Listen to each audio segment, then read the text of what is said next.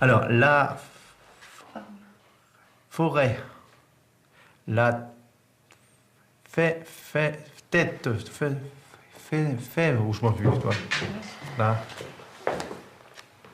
La tête, la fée. J'ai 2 enfants.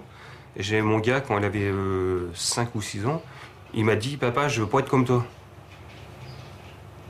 Ça choque, hein.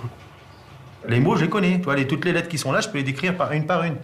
Mais des fois, c'est tout l'ensemble que j'arrive pas à mettre ensemble. Enfin, moi, j'en ai jamais parlé. Il y a que vraiment mes amis proches et même oui, voilà, c'est ça. Moi, mes enfants, même ma famille, ils savent pas trop. Et c'est le regard des autres quand on dit je sais pas écrire. Tout d'un coup, tout le monde est fermé là. Je sais pas écrire. Je m'en suis aperçu notamment quand j'étais à l'école, quand on nous demandait de lire une page de bouquin. Je raccrochais beaucoup sur les mots, je mettais beaucoup plus de temps. Mes parents ont divorcé très tôt. J'ai changé d'école 7 fois dans la même année.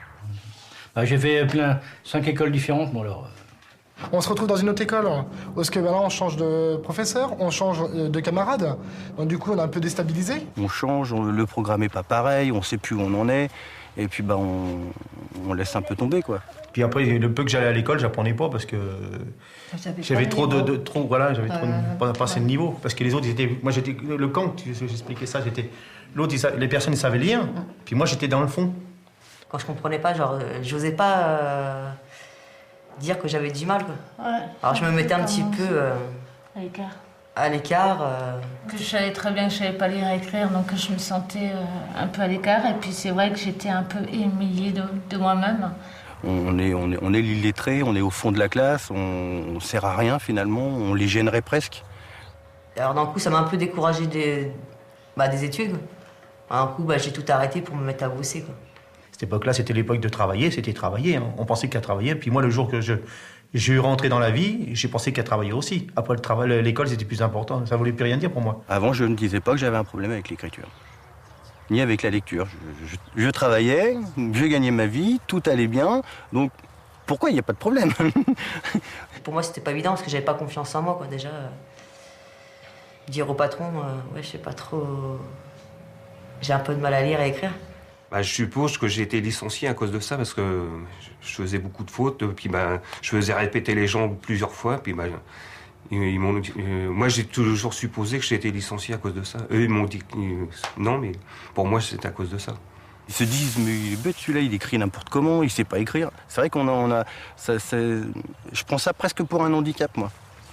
C'est presque un handicap, oui, parce que les gens, on passe un peu pour des idiots par rapport aux gens.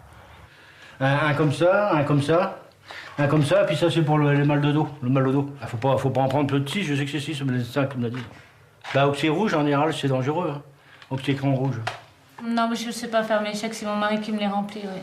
Quand j'ai du papier à remplir, c'est souvent, je téléphone toujours à ma tante. Tu peux pas demander à n'importe qui, parce que la mentalité des gens, maintenant... T'en as, ils vont lire n'importe quoi, ils vont se foutre de ta gueule, je veux dire... À la poste, à la banque, nous demander d'écrire, de faire un dossier ou d'écrire un truc. Je peux pas. Je paye tout en carte, moi.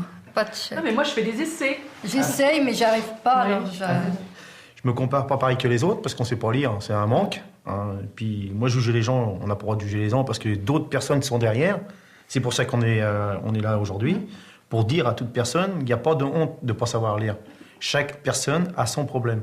Et quand on voit ces jeunes qui savent pas, on se dit, ça va être la galère pour eux. Oui, parce que c'est un enfer de tous les jours, de pas savoir écrire. Moi, lire, ça va. Mais écrire, c'est l'enfer. Faut qu'on soit plus fort que les autres pour aider les autres personnes, encourager les autres personnes à venir dans les associations. Faut que nous, on encourage les personnes qui ont des difficultés à venir dans les associations, c'est ça.